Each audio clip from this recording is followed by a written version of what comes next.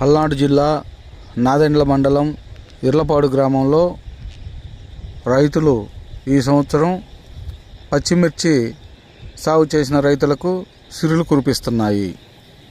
ముఖ్యంగా పచ్చిమిర్చికి రేటు అధికంగా రావడంతో పచ్చిమిర్చికి ఎండుమిర్చికి ఉపయోగపడేటువంటి పంటను రైతులు వచ్చే సంవత్సరం అధికంగా సాగు చేయటానికి అవకాశం ఉన్నట్లు చెప్తున్నారు.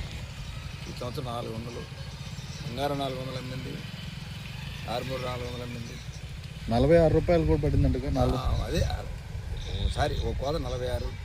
మీకు తెలిసి హైయెస్ట్ మాకు తెలిసి హైయెస్ట్కి అదే. ఎప్పుడైనా 300 టాప్, 300 అంటే అబ్బో అనుకున్నాం మనం. 400, 406 కూడా పట్టి దాని మీద ఖచ్చితంగా ఏమైనా నమ్మకం చూపిస్తున్నాం. ఎందుకంటే 10 రూపాయలు వస్తున్నాయి, 10 రూపాయలు. కేవలం షార్టేజ్ ఎగుమతి కూడానా? ఎగుమతి కూడా ఉంది. సార్ ఇక్కడైతే భరాయించలేదు. ఎగుమతి గట్టిగా ఉంది. బయట ఎగుమతి బాగా మాట రోజు 5-6 బళ్ళు పోతున్నాయి కదా. ఎగుమతి బాగా గట్టిగా ఉంది.